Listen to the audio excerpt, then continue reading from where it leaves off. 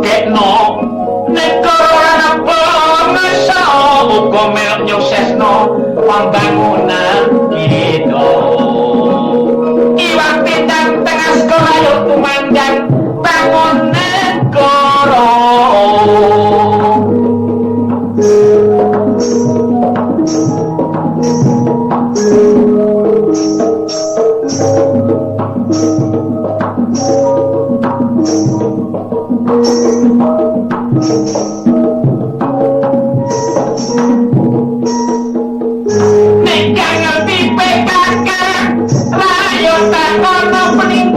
kesejahteraan keluarga iku sing utama keluarga sehat uripe sampurna dinomburi gak bakaran dosa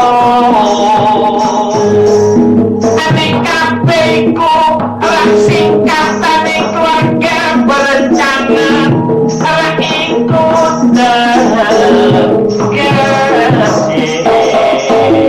mereka berbatasi soal kelahiran itu jadi sehat uang itu awami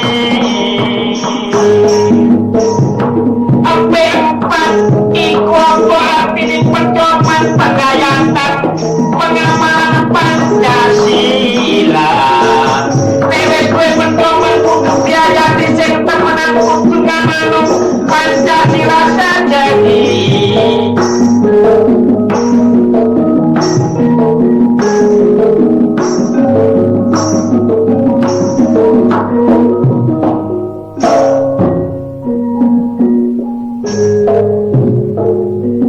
setiap tahun dia nano sumpah pemuda kanggo junjung asmane bangsa negara kabeh wis janji rakan bersumpah satu nusa satu bangsa lan satu bahasa pancen kabeh wis padha ngerti tekad bulat rukun sehati anti sumpah janji sing murni anurut Pancasila sing sejati pancen iki kabeh karo wong liya setanah air alam sang bangsa ayo padha manunggal dadi siji makarya anyosesno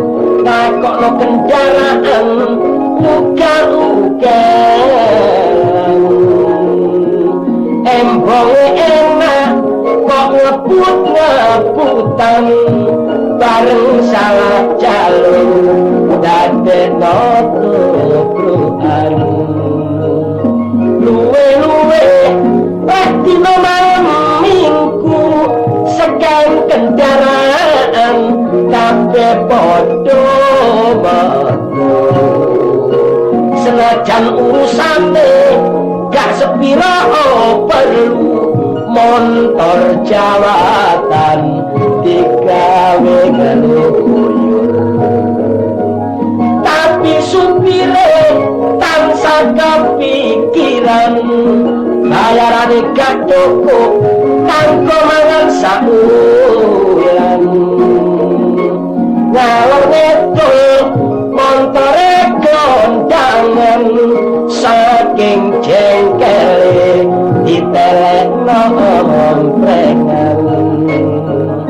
Ana maneh dur sopir sing ganggang montore gak kenek digawe ngompreng. Terus ditakon motor apa sing gak kenek ngompreng, tapi kok jawab iku ngono montor klonteng.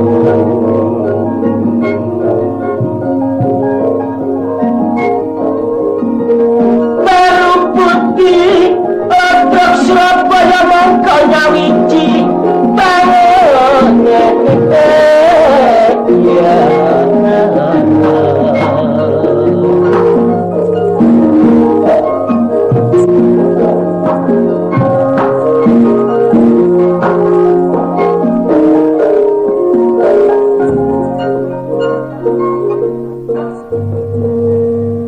Umpama kon iku masih wong ngidung iku Apa? Lah nek montor kloneng gawe ngompreng iki dek nggo ndi wong iku? Lah iku apa jange nyetop minggir. Bareng iku gawe ada banyu. Cene katut kesedot ngono. Lah timbangane wong sing nyegat iki mangkobongan lak enak kobongan aku. Lah iku apa? Wingi dicegat BB-mu. Ngawur ae. Ceweke kena tegesan iku lak murup ah, disuwemprot. Kon niku ono asewek kena tegesan sampe motor kloneng saking nemene goblok. Kon niku omonganmu. Bareken yo. Apa? Dipikir yo bener, iku mung termasuk peringatan. Lo peringatan 17 Agustus tahun 45 Kon kok proklamasi kemerdekaan. Apa iya ngono? Peringatan apa ngono? Kidungamu iku lak pengiling. Oh. Bek menawa awak dhewe iki wong karuan wis terjun nang seni. Iya bal guling kudu sing eling. Nah, anak-anak dhewe besok bek nyambut gawe nang ngene planting kudu sing eling lho ngono. Nyambut gawe nang kawan pemerintah. Iya iya. Cekali motor dinas, ojo pisan-pisan salah gunakno gawe ngomprek. Jane yo gak oleh. Nah, iku lek konanganku ya sing apa? Yo termasuk pengurusnya ta? Iya, termasuk apa iku mang kepalanya. Akhire ya dilereni. Lah iku. Nah, iku apa?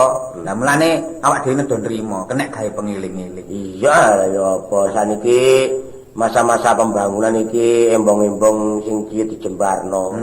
Kabeh sangko dibangun. Lah iku apa? Engko nek embonge sombo, lah iya lakono kendaraan ya saenake dhewe. Lah iku apa? Aku ini kudu diserempet.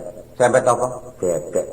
Kon iku ngawur liwatmu pinggir kali. Iku lho sepeda bebek. Wah ya ngono. Sak jok embong dibangun sampe repot golek ya omahmu. Lho. Mosok det lali. Lali yang boleh bingung. Ya apa pembangunan gak karu-karuan ngono sakjane. Anjene anjene kon biyen iku mrono iku sik ketok. Ya awang-awang. Iya durung akeh omahe. Ketika awang-awang mergo mendung trenggiling akeh sisike. Teko nyawang gak kon nyondung ngono. Ya eling-eling akeh sisike. Kon iki gendeng anjen kon. Biyen iku sik ketok kaya alas. Saiki masa pembangunan dibangun kabeh. Iya. Iku apa jalan Mulyarejo Selatan. Oh, iku nang ndi warane? Ya iku Karangjangan wetan ngonceng minggo. Terus menggo, mari menggo. Menggo keri. Keri. Lho, apane sing ana tong ditumpuk iku? Lah sebelah tong. Oh, aku nek iki lak diglondongno nek kono. Oh, nek ngono balane aspal kan. Kon iki ngawur rek kon iki. Lah apa balane aspal iku? Ditakoni jawabmu. Iku lho tong ditumpuk iku. Iya. Sik kenceng. Kenceng. Terus mengko kanan. Lho, apane bakar rujak ya? Lah sebelah kono. Lah ono krai ya. Cowek. Terus ngene petis. Apane petis? Sanding trasek kono. Lho, ya ngono. Mepet nek kono. Kon niku ya apa sih? Kon niku lha apa apane petis iku? Dodol rujak iku ya mlebu mari ngono mengko keri iku lak omahku ah. Oh, gerdu ah. Lah gerdu. Malah ono kentongan glantong. Lah, apane kentongan? Ya sebelah kono glantong ngono. Balane codet ta kok. Ya kon niku kok apane kentongan? Gerdu iku kanan iku lak omahku ah. Oh iya. Aku tak tahu mampir nang nggonmu ah. Heeh. Kono mbok sok ping dodol rujak. Lho ya iku. Apa? Iku nyonya. Nyonyang. Ya bojoku. Oh iya. Arep teko Solo. Bareng. Ah kono. Bareng apa nduk rujak. Moro terus didoli. Tapi aku gak ngomong nek kancamu. Karene kan paling-paling. Iya ngundang kok gak oleh bayar. Perasaan. Bojoku sing anyar iki. Nah iku apa? Mami aja jeneng. Iya. Iya ya itu. Terus mari ngono aku dikai rujak tak pangan. Mok pancen enak rujake. Enak, raine renyah. Gedang kluthuke ya masih cepet-cepet dadi lan sedepe. Bumbune cocok. Aku seneng asin dituruti. Mari ngono terus ono maneh apa? Jenenge cecek iku. Dicampur kekil iku. Iya, wah enak ketuk-ketuk. Temen aku seneng aku iku. Iya, ya tetep tak pangan ae. Iya, mari titik tak cokot nek kewatak. Tak takoni. Apa? Lho, yo niki dede ta. Dibane dadak duduk dede. Apa? Tak delok culane kreweng. Kono ku ngawur lha apa culane kreweng iki kono iku. Kira-kira katutan kowe. Gak katutan. Mungkin kon ngulek dhewe kene. Dadi kon ngulek dhewe coweke sampe pecah iku kowe. Wes, kon iku ngenyek rujake bojoku kon. Lho yo gak ngono. Dibake kon iku ndek anak pira? Duwe anak loro. Dari telung. Oh iya mati situ. Lho mati loro ta? Enggak tak icaki. Lho ngene iki lak jeneng muring-muringan. Ya mati loro ta wong jenenge arek kon niku. Lho beke mati kecelakaan. Gak tau numpak motor kok gak tau nek. Roto tek ngono pipitan. Gak tau menek kok. Gak ngono. Mari loro. Arek loro. Anake sapa? Anakku. Temenan ya? Lho, wallahi lho anakku. Anakmu dhewe ya? Iya iya aduh. Oh, nek ngono termasuk ajaib le. Kok iso ajaib wong anakku kok ajaib ya apa sih kan? Lek ajaib ya apa? Nek sik tumon iki ana wong lanang iso duwe anak. Nyem. Wah, mau ngamu srekalan ngono gak srekalan mau iki takon. Lah nek wong lanang iku mana iku donya lak dadi bakso omong ngamu. Lah aku takon anake sapa? Yo anake bojoku. Lah ngono anake bojomu. Yo. Temen ya. Nek bojomu temen ya. Lah nek ngono kon gak melok duwe anak. Lho melok. Lah iku anake wong loro kok gak melok ya apa ta kon iki. Ngomong anake wong loro ngono lho. Anake wong loro. Aku barek bojoku. Oh, dadi termasuk termasuk anakmu sitok, anak bojomu sitok. Lho perasaanmu kok kon gono gini ya apa ya kan iki? Iya apa sih? Anake wong loro, aku melok bayar arisan anak kono. Ngomong kamu kok. Perimisan kaya. Ora apa arisan iki. Yo anake wong loro. Ngono aku melok arisan nggonmu. Tak kaplok kon ngono. Lha aku melok arisan anak nggonku iku. Iya kok sih angel arek rek. Oh, iku aris aku dhewe ya. Aku melok gak oleh. Gak oleh. Arisan apa sih? Arisan apa? Arisan rumah tangga iku lho. Lah opo ngono bae ana aris-arisan PKK bojoku tak elokno lho. Oh, nek PKK iku ono lho nek melok apa tak kon patu PKK-ne mang ngono. Ono lek nang kono. Tapi nggonmu dhewe lak ono sih. Ono. Lah apa melok arisan nang nggonku? Nang jenenge kepingin supel pergaulan bae awakmu. Kono nek melok arisan nang nggonku engko mari jebus. Apa? Mari jedul mari ngono terus gak teko-teko. Lah apa? Nah, aku sing tekor. Masih teko res dirong dina. Mene ayo tak tempuh iki. Tempuhi dina rong dina sesuk seminggu mari ngono sak wulan. Mari ngono rong wulan jebol bandare. Ono apike awak dhewe nek tempo setahun. Lah, Setahun. ya kon iku niate ngentekno omahku ta ya apa kon niku? Lho iya kok. Wis aja melok kan. Garane cemakit ae. Apa? Garane cemakit. Apa penyakit iku? Iku lho sing duwe lara apa gak cemakit? Oh, mengarani penyakit yo. Dile kan. Lho dile. Apa mang? Penyakit. Iya penyakit. Aja melok kon garane penyakit ae kok. Lho ngono lho. Oh, pengarani ngono cemakit. Iya penyakit. Awak dhewe iki eling-eling gak tau petuk kanca. Petuk awakmu kaya petuk dulur. Ah, wong jenenge kanca ya. Lek cicek kaya dulur. Iya. Lah gak kliru aku. dulur iku nek adoh kaya wong liya. Ngono ya. Sadarane kon bar aku mlaku ngetan kepethuk dulur. Iya. Mlaku ngulon kepethuk dulur. Ngidul Kepethuk dulur. pemane ngetan. Kepethuk dulur. Munggah Ulur-ulur. menisor. Kecekur sumur. Oh, Kon ku tak dulang susur kon ku. iya, ngono iku anjene kon iku muring-muring ae. Engko muring-muring emosi ngomonganmu. Lha apa nek emosi barang. Kon mosok ngerti emosi ya kowe. Ya gak ngono. Ngawak dhewe iki lak ya kon mbek aku iki jarene kok dulur, cuma irunge tok gak padha. Ya irunge gak padha, cuma kupinge juga gak padha. Kupingku rada kaya wong lah kon kaya wawa. Anjene irungmu nyekor. Anjene kuping puwet ngono. Kon kok wadan-wadane cetak kon iku dat. Isi apa sing direm? Minggat to puret. Oh. Ngawur ono kancane. Nek tekle ngono tak kandhani kon det ya. Apa? Sing ciri ngono dudu irunge, Dudu bawa dudu lambene. Lha apane? Kupinge sing ciri. Kupinge. Lah ya apa lah. Lho Temenan iki. karo karene wong.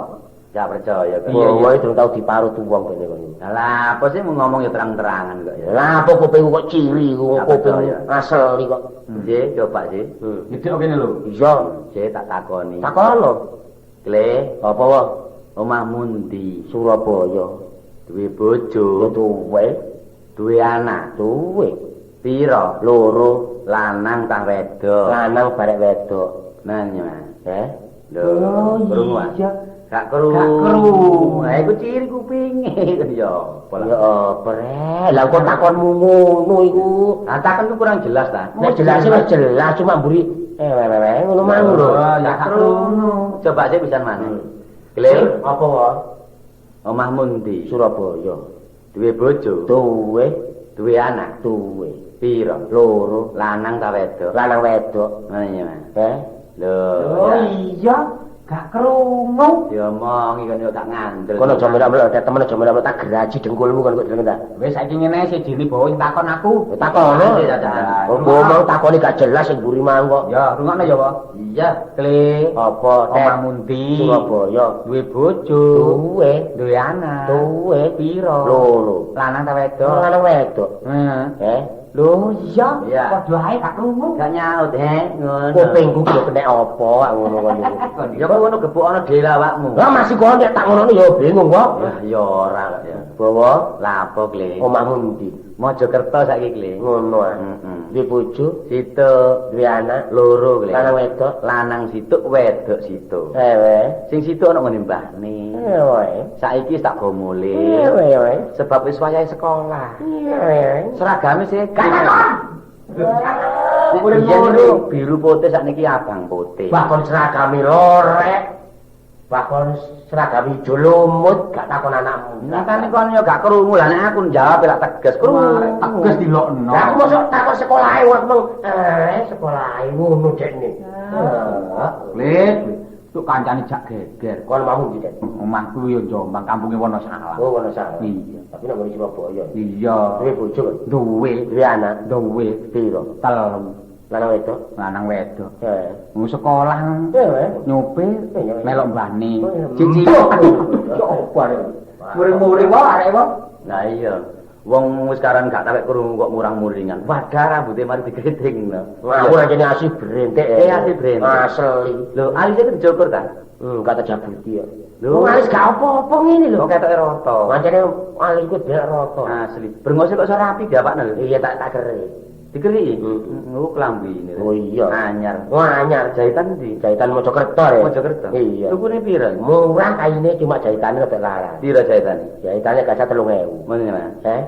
Lho, gak krungu maneh. Duh, gubak temen sirek aku iki rek. Oh, niku lho Dan niku jarene kena dipercaya kuping. Lah Ya iya. iku jenenge kuping gliwar ya iku.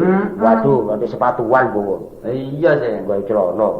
Pote. Celanamu praktis ya. Iya ngomprang isor. Jahitan ndi? Mojokerto juga. Wah, biar. Apik. Lo kalungan rek. Iya. Waduh, gawe ali-ali. Heeh. Tuku dhewe. Iya. Kalunge barang? Iya. Nanti lek tuku. Ngene Mojokerto juga. Iya, weh. Mas asli. Iya. Tapi Mas Roleko. Iya, weh. Nek saiki mundak dari. Wah, niku lha apa keder iku lek.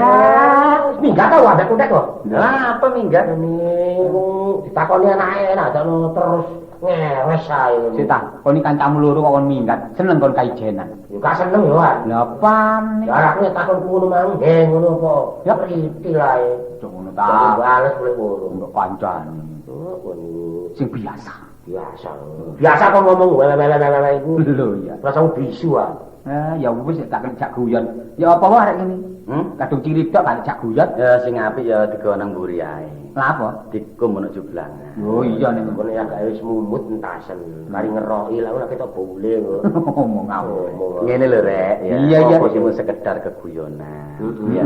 Sing penting apa niki awak dhewe nerusno tugas awak dhewe. Ane sak durunge. Iya iya. Ya ojo lali. Bekne ana dulur-dulur sing kepengin nekakno Ludruk Baru Budi Surabaya. Iya. Baik kanggo tanggapan ruah desa, sunatan, kaya dene mantu, wewe, tingkepan, ngedukno lemah sing wedok. Kon niku ngedukno lemah aku. Oh, ngedukno lemah anake, ujar dan lain sebagainya. Iki tanggapi yo jange nanggap yo. Lho temen ta? Ya masih mati.